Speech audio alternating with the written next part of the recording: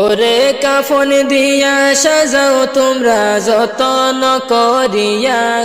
কাফন দিয়া সাজাও তোমরা যতন করিয়া,